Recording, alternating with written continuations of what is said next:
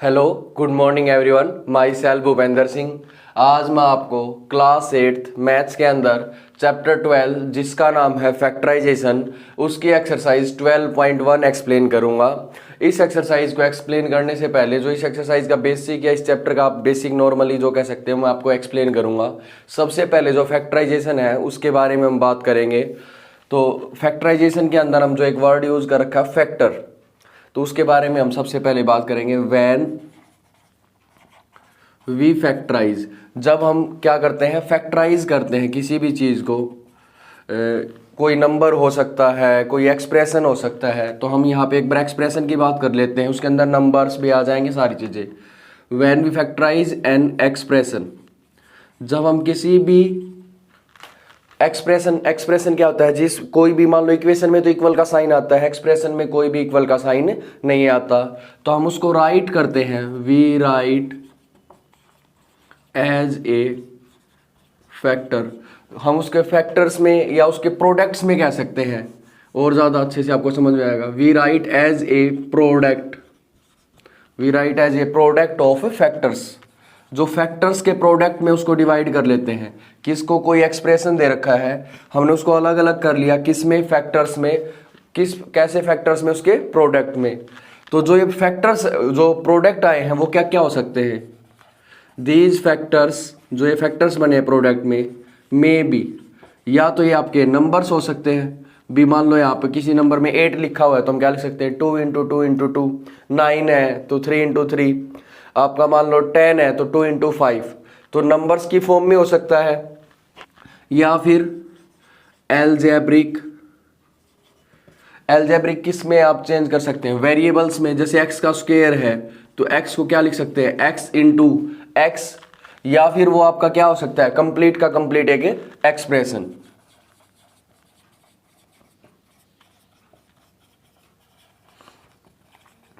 क्या करेंगे, दोबारा से देखो, हम कोई भी एक्सप्रेशन दे रखा है, मान लो एक बार पहले मैं सिंपल लेता हूं एग्जांपल, मैंने ले लिया 8x, तो हम इसको लिखेंगे 2 इंटू 2 इंटू 2x, तो ये क्या कहलाएगा, फैक्टराइजेशन। ये आपका ऐसे भी हो सकता है, नंबर्स का भी फैक्टर्स और जो आपके वेरिएबल्स हैं उनका भी फैक्टर्स। या फिर आपको मान लो ऐसे दे रखा हो 8x प्लस 7 3x प्लस 5, तो वो क्या हो जाएगा, एल्जेब्रिक एक्सप्रेशन का भी क्या हो सकता है, प्रोडक्ट आ सकता है। तो ये 3 फॉर्म मैंने आपको बताई है, ये क्या कहलाता है, फैक्टराइजेशन ऑफ ए एक्सप्रेशन। कोई भी आपके एक्सप्रेशंस थे उनका हमने फैक्टराइज किया है, तो नंबर्स का हो सकता है, या वेरिएबल्स का हो सकता है, या मतलब तीनों चीजों का साथ भी हो सकता है, या फिर आपके जो एल्जेब्रिक एक्सप्रेशंस है अलग अलग, उनका भी ये हो सकता है। और जो ये प्रोसेस है इन फैक्टर्स को अलग अलग करना, यही आपका क्या कहलाता है, फैक्टराइजेशन। अगर आपसे कोई पूछे कि व्हाट इज फैक्टराइजेशन, अब आप नॉर्मली बता सकते हैं फैक्टराइजेशन क्या होता है, द प्रोसेस ऑफ राइटिंग, ये प्रोसेस होता है लिखने का, किस चीज का, ए गिवन एक्सप्रेशन। मान लो आपको कोई भी एक गिवन एक्सप्रेशन दे रखा है, एज द, किस में, प्रोडक्ट ऑफ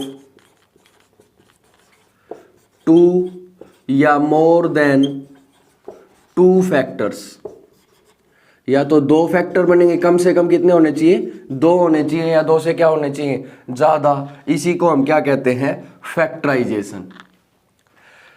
उसके बाद आपका जो एक रहता है, आपका एक क्वेश्चन में यूज होगा कॉमन फैक्टर्स, ये 6th क्लास में भी आपने यूज किया है। कॉमन फैक्टर्स क्या है, जैसे मान लो कि 8x एक 12 10x है, तो इसके फैक्टर्स हो गए 2 इंटू 2 इंटू 2 इंटू एक्स।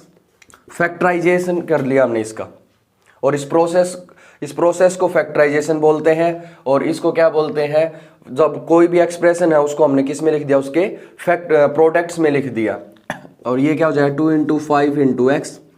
और कॉमन फैक्टर की बात की जाए तो वो क्या हो जाएगा आपका, एक तो 2 कॉमन है और एक x कॉमन है, तो आंसर आ गया 2x। एक तो 2 कॉमन था और एक आपका क्या कॉमन था, x। तो कुछ नहीं है, मेन इसका अगर आप समराइज किया जाए इसको, तो कोई भी आपको एक एक्सप्रेशन मिलेगा, उसको आपको है ना फैक्टर्स में डिवाइड करना है, वो फैक्टराइजेशन कहलाएगा। वो फैक्टर्स या तो नंबर हो सकते हैं आपके, या फिर आपके एल्जेब्रिक वेरिएबल्स हो सकते हैं, या खुद एल्जेब्रिक एक्सप्रेशन हो सकता है। यही आपका फैक्टराइजेशन है। आइए हम इसकी एक्सरसाइज 12.1 स्टार्ट करते हैं। फर्स्ट क्वेश्चन एक्सरसाइज का, find the common factors of the given terms. ये आपको टर्म्स दे रखे हैं, इनके आपको क्या निकालने हैं, कॉमन फैक्टर्स। तो सबसे पहले इनको फैक्टराइज कर लेंगे, जैसा कि चैप्टर का नाम है फैक्टराइजेशन। तो 12 का प्राइम फैक्टराइजेशन क्या हो जाएगा, आप 2 इंटू 2 इंटू 3, 2 2 जा 4, 4 3 आर 12 इंटू एक्स। आपको फिर अब किसका करना है, 36 का। आपको नहीं पता कैसे करना है तो साइड में रफली करके देख लो प्राइम फैक्टराइजेशन। 2 से 18, 2 से 9, अब 3 से, फिर 3 से 1। आप ऐसे ट्राई करके देख सकते हैं। तो ये हो जाएगा 2 इंटू 2, 3 इंटू 3। अब आपको क्या निकालने हैं, इनके दोनों के कॉमन फैक्टर।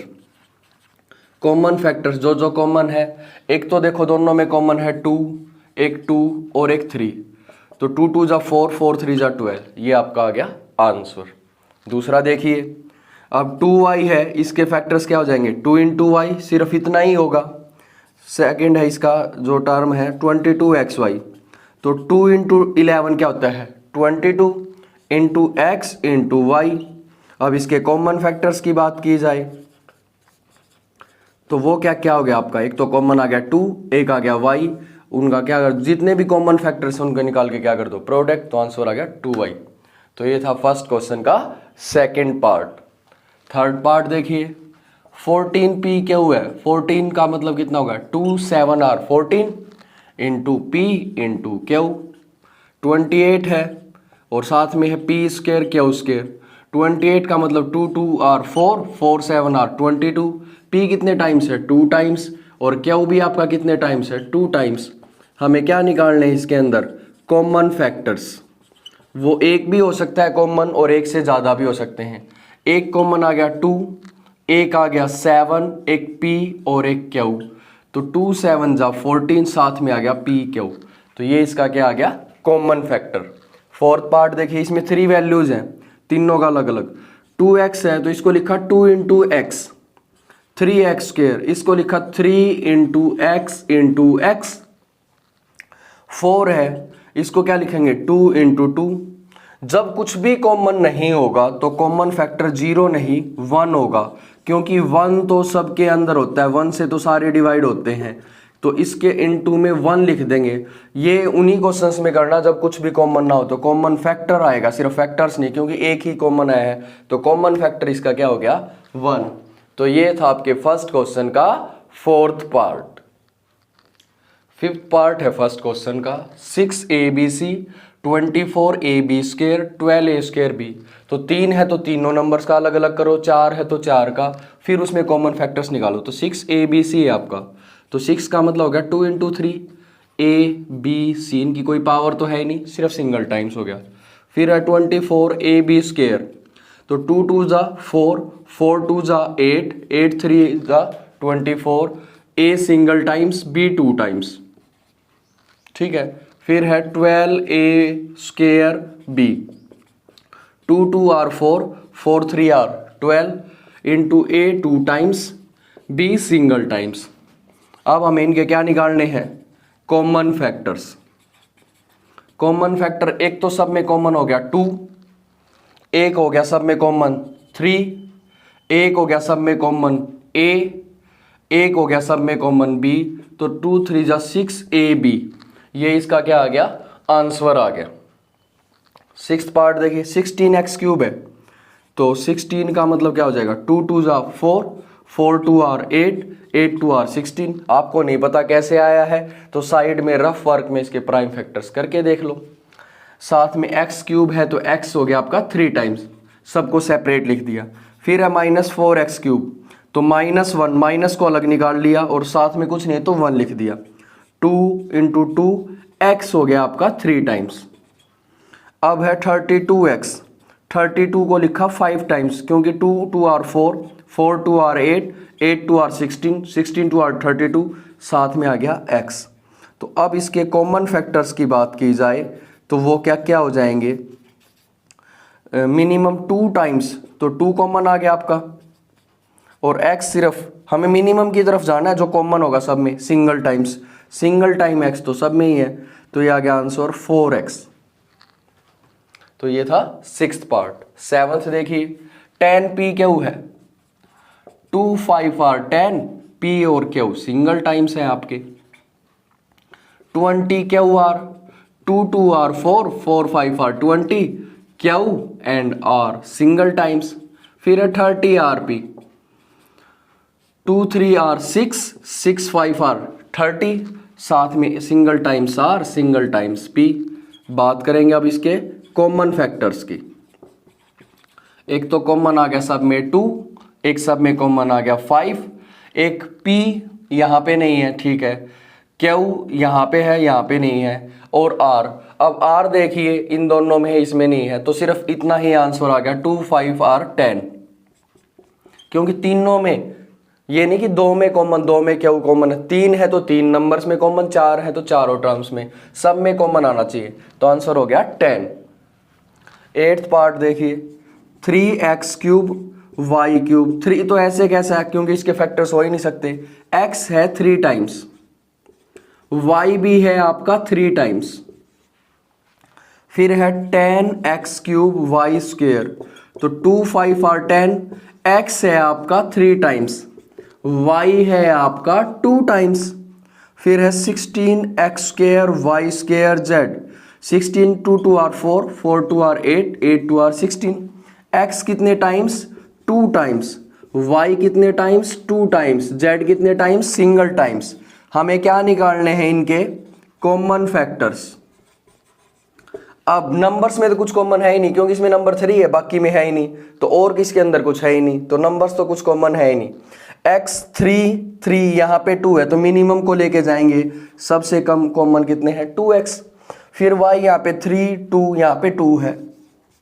रही बात z की, वो सिर्फ इसमें है, तो आंसर आ गया x की पावर भी 2 और y की पावर भी 2। तो ये है आपकी एक्सरसाइज का first question. Second question exercise का, इसमें आपको क्या करना है, फैक्टराइज द फॉलोइंग एक्सप्रेशंस। ये जो एक्सप्रेशंस दे रखे हैं उनको फैक्टराइज करना है, और कुछ कॉमन है तो कॉमन निकाल देना है। जैसे 7x है, आप डायरेक्ट करना चाहे तो डायरेक्ट कर ले, और कॉमन निकाले तो कॉमन। जैसे ये होगा 7 × x, 42 को क्या लिख सकते हैं आप, 2 3 r 6, 6 7 r 42। अब दोनों में कॉमन क्या गया, 7, यहाँ से रह गया x, यहाँ से रह गया 2 × 3, तो आंसर आ गया 7 × x - 2 3 r 6। और आप डायरेक्ट कॉमन निकालना चाहे तो डायरेक्ट भी निकाल सकते हैं, तो इसमें 7 डायरेक्ट कॉमन, x - 6। अब जैसे ये है, डायरेक्ट कैसे निकालते हैं, दोनों किससे डिवाइड होते हैं, 6 से, तो यहाँ से रह गया p, 6 2 r 12, साथ में आ गया q। तो ऐसे डायरेक्ट भी कर सकते हैं या अलग अलग फैक्टर्स करके। फैक्टर के करके करना है तो देख लीजिए, थर्ड पार्ट है 7 a स्क्वायर है तो a 2 टाइम्स प्लस 14 का मतलब 2 × 7 × में a। अब ये दोनों, ये अलग है, समझने के लिए लाइन लगा रहा हूँ, कभी आप भी लाइन लगा ले। तो दोनों में कॉमन आ गया, तो 7 × a, यहाँ से 7 गया, a गया, यहाँ से बच गया एक a, किस चीज़ का साइन है बीच में, प्लस का, 7 और a गया, यहाँ से बच गया 2, तो ये हो गया 7a, a प्लस में 2, ये आंसर हो गया आपका। थर्ड पार्ट देखिए, -1, जब भी माइनस हो तो उसको -1 करके अलग कर लो। 16 है, 2 2 r 4, 4 2 r 8, 8 2 r 16, साथ में है z, 22 20, 2 × 2 4, 4 5 r 20, साथ में z कितने टाइम्स है, 3 टाइम्स। जो फर्स्ट क्वेश्चन था वो अलग अलग थे, फिर कॉमन, यहाँ पे बीच में साइन है, बस इतना ही चेंज है। तो 2 कितने कॉमन्स आ गए यहाँ पे, 2 2 कॉमन आ गए, 5 तो कोई कॉमन है ही नहीं, एक z कॉमन आ गया, यहाँ से बच गया -1, 2 बार 2 गए तो 2 बार और 2 रह गए, यहाँ से आपका z जा चुका है, प्लस 2 बार 2 जा चुके हैं, तो एक तो बच गया 5, z 3 थे, एक बार जा चुका है, तो 2 z यहाँ से बच गए, तो हो गया 2 2 जा 4 z, ब्रैकेट में क्या बच गया, माइनस का 4, और ये हो गया 5 z स्क्वायर। और नेक्स्ट स्टेप में आप इसको ऐसा लिखना चाहें 5z स्क्वायर - 4, तो वो आपकी मर्जी, अदरवाइज यही आंसर ठीक है आपका। ठीक है, अब इसको करते हैं, 20l स्क्वायर m है, तो 2 2 आर 4, 4 5 आर 20, L कितने टाइम्स है 2 times, single times M 30, 2 3 are 6 into 5, ALM है A single, L single, M single. क्या कॉमन आ गया, एक तो 2 कॉमन है, एक 5 कॉमन है, A है ही नहीं इसके अंदर, एक L कॉमन है और एक M। जो कॉमन नहीं है उसको अंदर रख दो। 2 एक 2 रह गया यहाँ से, 5 गया, L गया, L थे 2 टाइम्स, एक सिंगल टाइम रह गया, प्लस M जा चुका है आपका। 2 गया, 5 गया, एक रह गया यहाँ से 3, यहाँ से L और M गया, यहाँ से बच गया A, तो 2 5 जा कितना होगा 10, L M, यहाँ से बच गया 2L प्लस 3A। ये आंसर हो गया। इसके अंदर देखिए 5 into x into x into y, 15 का मतलब 3 into 5 into x into y square, that means y 2 times. क्या कॉमन आ गया, एक तो 5 कॉमन है, एक सिंगल टाइम x, एक सिंगल टाइम y। यहां से क्या बच गया आपका 5, एक x बच गया, बस x ही बचा है, बाकी 3 चीजें तो आगे बाहर। किस चीज का साइन है माइनस, एक बच गया 3, 5 जा चुका है बाहर, एक x गया, एक y, एक बच गया y, तो ये हो गया 5xy, ये हो गया x माइनस 3y। तो ये है आपके सेकेंड क्वेश्चन का 6th पार्ट। 7th पार्ट है सेकेंड क्वेश्चन का, tan a स्क्वायर। अब tan a स्क्वायर है तो इसको क्या लिख सकते हैं हम, 3 नंबर से तो तीनों में कॉमन निकालेंगे, 3 टर्म्स है आपके पास, 4 है तो 4 में, तो 2 5 आर 10, a कितने हैं 2 टाइम्स, माइनस 15 का मतलब 3 इंटू 5, b कितने टाइम्स है 2 टाइम्स, प्लस 20, 2 2 आर 4, 4 5 आर 20, और c कितने टाइम्स है 2 टाइम्स। अब इसके अंदर कॉमन क्या आ गया, एक तो देखिए सब में 2 तो सब में है ही नहीं क्योंकि यहाँ पे नहीं है, एक 5 कॉमन आ गया आपका यहाँ से, a देखिए यहाँ पे है, यहाँ पे b है, यहाँ पे c है, तो और कुछ कॉमन नहीं आ रहा है, जो जो बच गया वो लिख दो आप। 2 into a into a minus 3 into b into b plus एक 2 दोनों टाइम्स, 5 जा चुका है, और c दोनों टाइम्स आपका, तो ये हो गया 5 2a square minus 3b square plus 2 2 जा 4 c स्क्वायर, क्योंकि इसमें कुछ कॉमन था ही नहीं बाकी। अब इसमें देखिए -1 into 2 into 2 into a plus 4 को क्या लिखा 2 into 2 into a into b minus 2 into 2 into c into में क्या आ गया a, क्या कॉमन आ गया 2 2 टाइम्स कॉमन आ गया सब में, a कितने टाइम्स आ गया सिंगल टाइम कॉमन आ गया, और कुछ कॉमन है ही नहीं। एक तो बच गया माइनस का 1, 2 जा चुके हैं, एक बच गया a प्लस 2 दोनों जा चुके हैं, a भी गया, तो यहाँ से सिर्फ बचा b, यहाँ से दोनों तो 2 जा चुके हैं आपके और एक a, यहाँ से बच गया c, तो 2 2 जा 4 a, ये बच गया minus a plus b minus c। 9th part देखिए, यहाँ पे नंबर्स नहीं है, सिर्फ वेरिएबल्स हैं, इनके factors, x 2 times, y single times, z single times.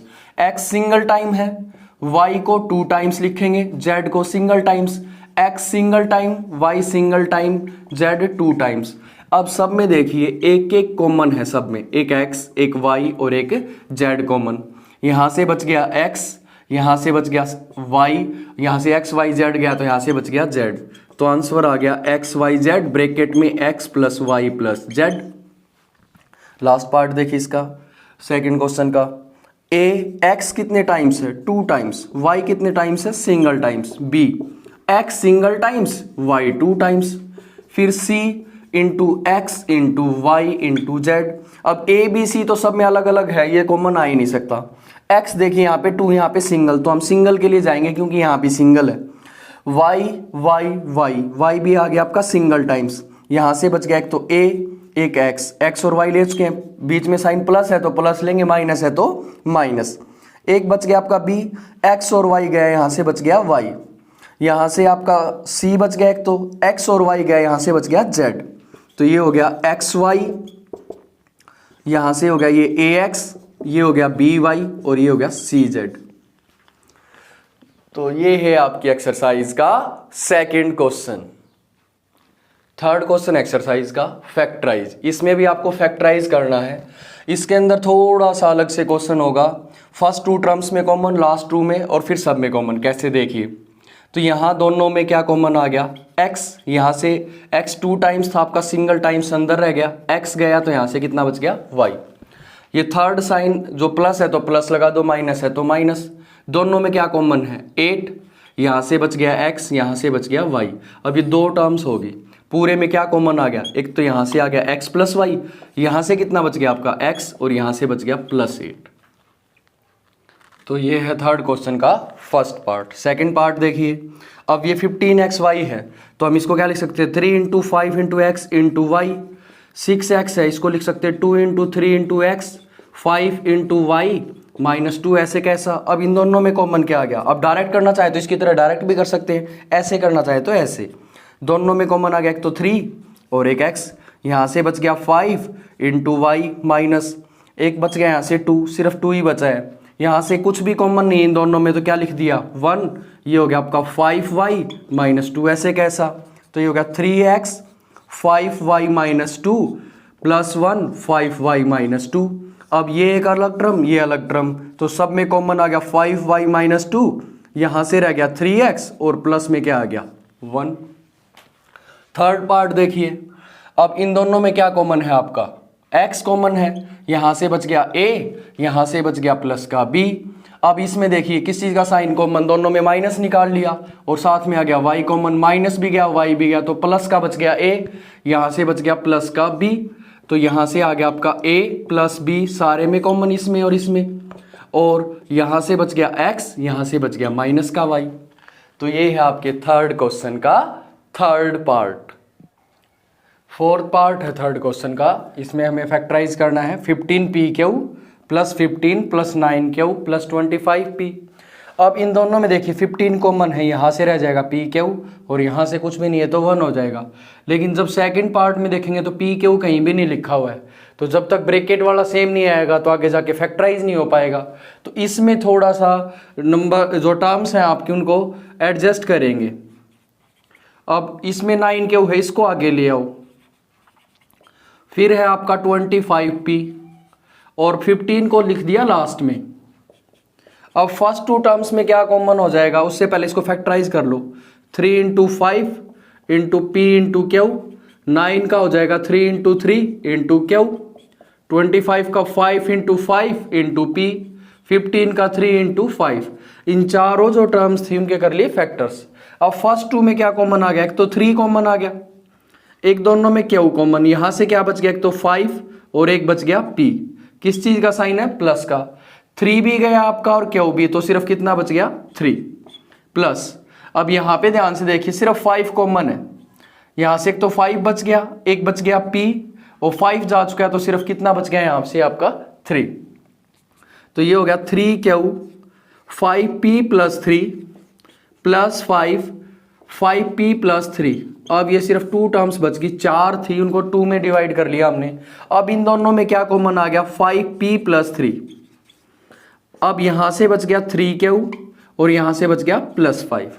तो जो ये थर्ड क्वेश्चन है ना, उसकी ये थोड़ी सी स्पेशलिस्ट ही है, क्या है इसमें स्पेशल केस, कि जो ब्रैकेट वाला है ना वो सेम आना चाहिए, तभी आपका आंसर में फैक्टराइजेशन हो पाएगा। फिफ्थ पार्ट देखिए, यहाँ पे इन दोनों में कुछ कॉमन नहीं है तो 1 लिख सकते हैं। इन दोनों में क्या कॉमन है, xy, तो यहाँ से कॉमन आ गया 1, तो 1 आने के बाद तो सेम रहेगा। यहाँ से आ गया आपका xy, यहाँ से रह गया 7 और यहाँ से रह गया माइनस का z। अगर ये सेम नहीं आता तब हम क्या करते हैं, फिर इनको रीअरेंज करते, आगे पीछे करते, रीग्रुपिंग बोल सकते हैं, रीअरेंज, जैसे इस क्वेश्चन में किया था, आगे पीछे किया था। अब पूरे में कॉमन निकालने से पहले ये देखिए, ये 7 - z है, ये z - 7 है, तो ये सेम नहीं है ना, तो सेम बनाने के लिए क्या करेंगे हम, माइनस का साइन बाहर निकाल देंगे कॉमन, -1 बाहर निकाल दिया। अब 7 तो हो गया माइनस का और z किस चीज का हो गया, प्लस का। अब 1 × z - 7 plus minus minus xy, यहां से z को तो आगे लिख दिया, 7 को माइनस, ये आ गया आपका सेम। सेम नहीं आए तो आप ऐसे सेम बना सकते हैं या फिर इनकी रीअरेंजिंग कर सकते हैं। अब एक टर्म ये है, एक टर्म ये है, इसमें कॉमन आ गया z - 7, यहां से 1 और यहां से माइनस का xy, यही इसका आंसर है। तो ये है आपकी एक्सरसाइज 12.1 का थर्ड क्वेश्चन। वीडियो के इस पार्ट में सिर्फ इतना ही, एक्सरसाइज 12.1।